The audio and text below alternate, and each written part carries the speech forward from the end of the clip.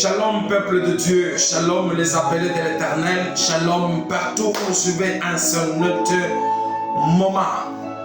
De nous faire encore sa grâce, c'est pour qu'on partage un thème intitulé Aperçu chronologique des événements et la seconde venue de Jésus. Un aperçu chronologique des événements sur la seconde venue de Jésus. Abonnez-vous sur la chaîne. Aimez, partagez, likez partout où vous pouvez être pour faciliter les autres de nous suivre et de bénéficier de cet enseignement. Bien-aimé, chaque chose a son fin. Chaque chose a un commencement et il doit toujours avoir sa finalité. Chaque commencement a sa finalité. Selon la Bible et la prophétie, il est écrit que il y aura deux événements.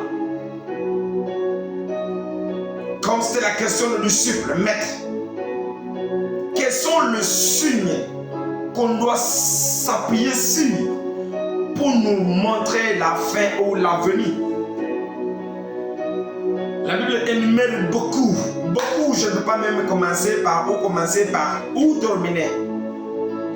Mais on va survoler parce que nous sommes dans notre séminaire avec l'apôtre Gabriel Tikiko, le maître, l'enseignant, le Moualimou, la source des révélations sur l'eschatologie.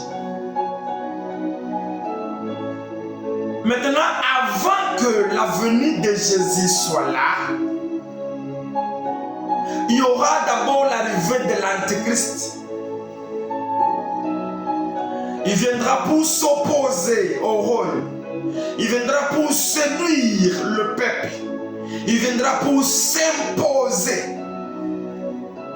Il viendra pour vouloir changer le système. Mais avant que l'Antéchrist arrive, voici quelques prophéties qui s'accompliront à ce temps-là. La prophétie vient pour édifier, pour révéler, orienter et consoler. Maintenant, si la prophétie vient nous révéler, premièrement, il y aura destruction, démolition. On va abattre Damas, selon Ézéchiel 17. Damas, c'est une ville, ancienne ville de la Syrie. Et aujourd'hui, vous êtes au courant que Damas est en pleine guerre. Il y a des bombardements par-ci par-là. Ah, ce qui use la Bible, ce qui médite sur la prophétie, avec Ésaïe 17, avec la prophétie d'Ésaïe 17, nous révèle que Damas sera détruit. Et voilà, la guerre est à Damas. Deuxième prophétie, il y aura la guerre de Gog et Magog. La guerre de Gog et Magog, on en parle dans la Bible. Mais qu'est-ce que la guerre de Gog et Magog comprend certains pays, dont l'Iran, la Turquie, la Russie, la Libye et le Soudan. Ces quelques pays précités vont affronter Israël, vont s'allier aux ennemis d'Israël, vont combattre Israël, vont vouloir changer le rôle, détruire Israël.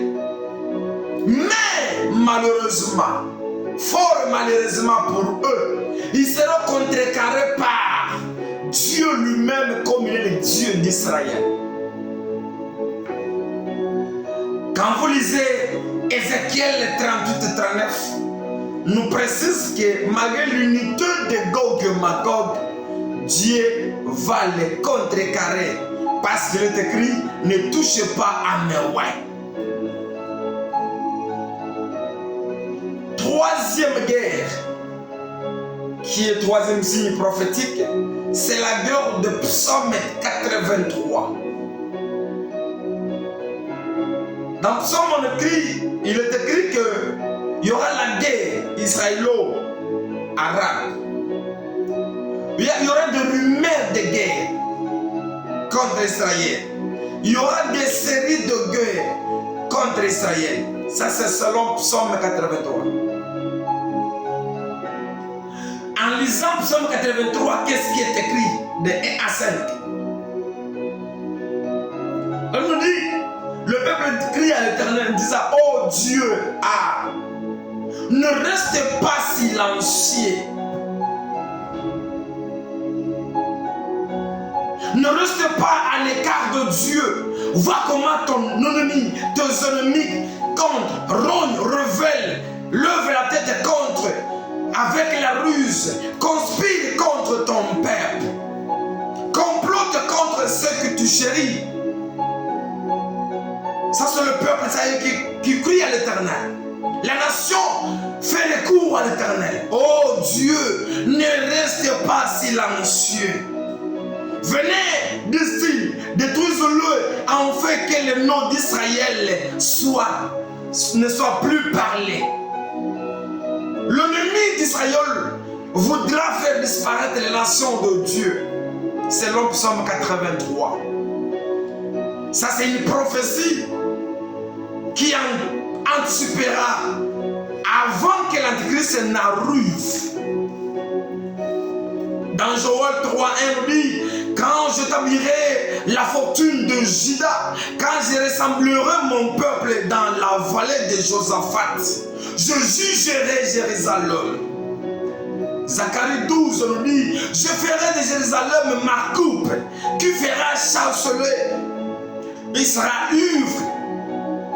C'est-à-dire, il y aura une intervention de Dieu. Dieu ne va pas croiser les bras. Quand Magog va s'organiser avec Gog, dans le pays que j'ai cité, il y a l'Iran, il y a Turquie, il y a le Soudan, il y a la Libye, qui vont s'unir pour affronter Israël. Mais contrecarré par l'Éternel, Dieu va réagir. En agissant ainsi, il ne laissera pas ce pays intact. Il va les blâmer jusqu'à ce qu'ils seront enivrés de la colère de Dieu. C'est pourquoi dans Ésaïe, pour ceux qui prennent de l'alcool, disent buvez, tombez, vomissez. Ça, ce n'est pas l'alcool, c'est la colère de Dieu. Le peuple sera châtié de la colère de Dieu jusqu'à ce qu'il sera comparable à un ivrogne qui a oublié le chemin.